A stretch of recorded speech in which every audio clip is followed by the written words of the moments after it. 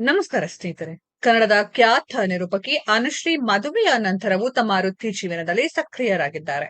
ಇತ್ತೀಚೆಗೆ ಸಮೀರ್ ಆಚಾರ್ಯ ಪತ್ನಿ ಶ್ರಾವಣಿಯವರು ಅನುಶ್ರೀಗೆ ಆದಷ್ಟು ಬೇಗ ನಿಮಗೆ ಒಂದು ಮಗು ಆಗಲಿ ಎಂದು ಹಾರೈಸಿದಾಗ ಅನುಶ್ರೀ ಪಾಸಿಟಿವ್ ಆಗಿ ನನಗೆ ಹೆಣ್ಣು ಪಾಪು ಇಷ್ಟ ಎಂದಿದ್ದಾರೆ. ಸ್ಟಾರ್ ಆಂಕರ್ ಅನುಶ್ರೀ ತಮ್ಮ ವಿಶಿಷ್ಟ ನಿರೂಪಣೆ ಶೈಲಿ, ಜನರ ಜೊತೆಗಿನ ಸಂಪರ್ಕದಿಂದ ಕರ್ನಾಟಕದ ಮನೆ ಮಾತಾಗಿದ್ದಾರೆ.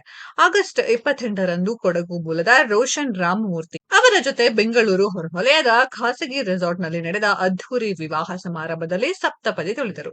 ಎಂದಿನಂತೆ ಇದೀಗ ಅನುಶ್ರೀ ತಮ್ಮ ಕೆಲಸಗಳಲ್ಲಿ ಬ್ಯುಸಿಯಾಗಿದ್ದಾರೆ. ಇತ್ತೀಚೆಗೆ ಮಗು ಬಗ್ಗೆ ಆಸೆಯನ್ನ ಅನುಶ್ರೀ ಹಂಚಿಕೊಂಡಿರುವ ವಿಡಿಯೋ ಇದೀಗ ಸೋಷಿಯಲ್ ಮೀಡಿಯಾದಲ್ಲಿ ವೈರಲ್ ಆಗಿದೆ.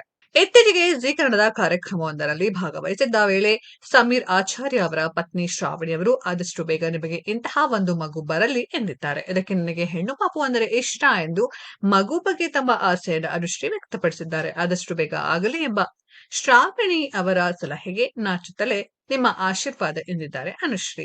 ಅನುಶ್ರೀ ತಮ್ಮ ಮದುವೆಯಾದ ಕೆಲ ದಿನಗಳಲ್ಲೇ ತಮ್ಮ ವೃತ್ತಿ ಜೀವನದಲ್ಲಿ ತೊಡಗಿಸಿಕೊಂಡಿದ್ದಾರೆ. ಹೌದು, ಮದುವೆಯ ದಿನದಂದೇ ನಾಳೆಯಿಂದ ನಾವಿಬ್ಬರು ನಮ್ಮ ಕೆಲಸಕ್ಕೆ ಹೋಗ್ಬೇಕು ಎಂದು ಹೇಳ್ಕೊಂಡಿದ್ರು. ಅದರಂತೆ ಪ್ರಮೋಷನ್ಸ್, ಬೇರೆ ಬೇರೆ ಈವೆಂಟ್ಸ್ ಸೇರಿದಂತೆ ಇದೀಗ ಜಿ ಕನ್ನಡ ವಾಹಿನಿಯ ಮಹಾನಟಿ ಸೀಸನ್ 2 ರಿಯಾಲಿಟಿ ಶೋಗೂ ಮರಳಿದ್ದಾರೆ.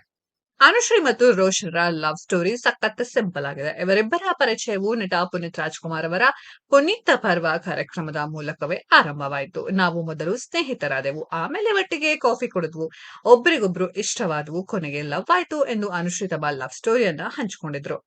ಸ್ನೇಹಿತರೆ, ಇದರ ಬಗ್ಗೆ ನಿಮ್ಮ ಅನಿಸಿಕೆಯನ್ನ ಕಾಮೆಂಟ್ ಬಾಕ್ಸ್ ಅಲ್ಲಿ ಕಾಮೆಂಟ್ ಮಾಡಿ. ಈ ವಿಡಿಯೋ ಇಷ್ಟ ಆಗಿದ್ರೆ ಲೈಕ್ ಮಾಡಿ, ಶೇರ್ ಮಾಡಿ, ಚಾನೆಲ್ ನ ಸಬ್ಸ್ಕ್ರೈಬ್ ಮಾಡಿ, ಪಕ್ಕದಲ್ಲಿ ಇರೋ ಬೆಲ್ ಐಕಾನ್ ನ ಹಿಟ್ ಮಾಡಿ. ಮುಂದಿನ ವಿಡಿಯೋದಲ್ಲಿ ಭೇಟಿಯಾಗೋಣ. ಧನ್ಯವಾದಗಳು.